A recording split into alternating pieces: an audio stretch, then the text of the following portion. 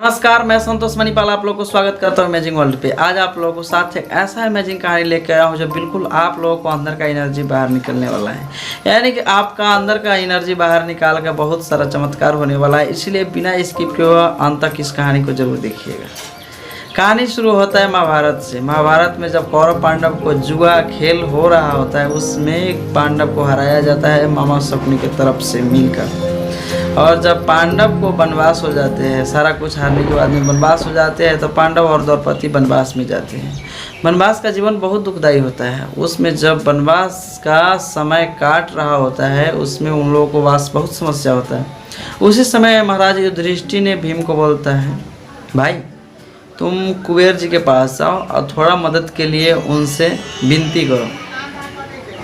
तभी भीम बोलता है जैसे आ गया भैया, और चल देता है। जब जाते जाते उनके घर के थोड़ा पास पहुंचता है तो एक दृश्य देखता है। दृश्य में क्या होता है, कुबेर जी खुद एक कपड़ा में थूक लगाकर और तोरी का दाना चुन चुन कर एक थैली में रख रहा है। तभी ये चकित हो जाता है, बोलता है एक कुबेर जी तो ऐसा कर रहा है, इतना कंजूस है, ये हम लोग को मदद करेगा? नहीं करेगा। इनका दिमाग में, भीम का दिमाग में निगेटिव पैदा हो जाता है और भीम आपस आ जाता है। जब आपस आता है तो खाली हाथ देखता है। तो युधिष्ठिर बोलता है, क्या भीम कुबेर जी की तरफ से कोई सहायता नहीं मिली? तो बोलता है, नहीं भैया, मिल भी नहीं सकता, क्योंकि वो बहुत कंजूस है। ये सारा वृत्तांत युधिष्ठिर को सुनाता है। तो युधिष्ठिर हंसने लगता है, बोलता है, मूर्ख, कम से कम तुम अपने भाव को उनके पास प्रकट करके तो देखो, कहीं काम बन जाए। तो बोलता है, मैंने तो कुछ बोला ही नहीं, देख के आपस आ गया। तुम फिर जाओ और उनके साथ जाकर बात करो, कहो कि हमारे भैया युधिष्ठिर ने आपको याद किया है। तो बोलता है जैसे आ गया भैया, और इस बार फिर जाता है।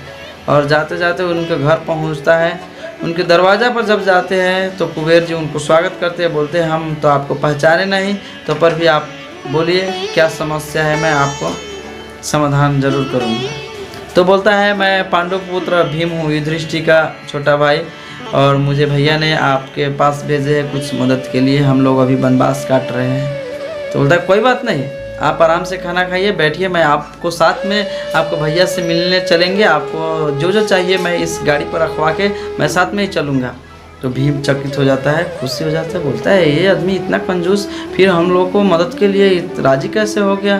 तो भीम को अच्छा से स्वागत करता है और एक गाड़ी में सारा सामान लोड करता है और लेके आने लगता है। जब आते हैं तो रास्ता थोड़ा ख़राब होता है, रास्ता में गाड़ी फंस जाता है। जब गाड़ी फंस जाता है, निकलने का चांस नहीं होता है, तभी कुबेर जी ने एक बोरी चक्का के नीचे डाल देते हैं और गाड़ी को ठेलते हैं, धक्का देते हैं, गाड़ी निकल जाता है। तभी भीम चकित हो जाता है, बोलता है महाराज ये वही बोरी था ना जो बोरी में आप तोरी का दाना थूक से चुन चुन कर रख रहे थे?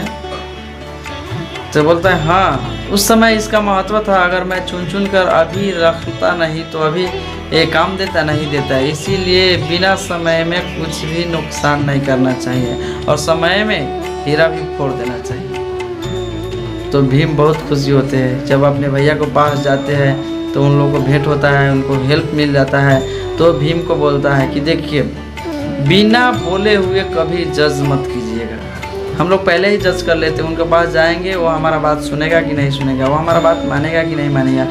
कम से कम अपना भाव प्रकट करके देखिए, सामने वाला पिघल जाए और आपका काम बन जाए। ऐसा होता है बहुत सारा जगह में।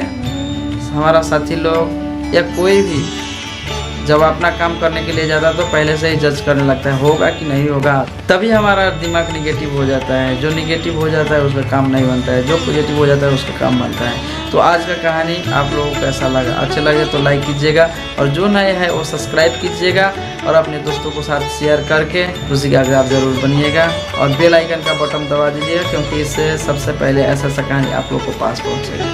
Thank you for watching.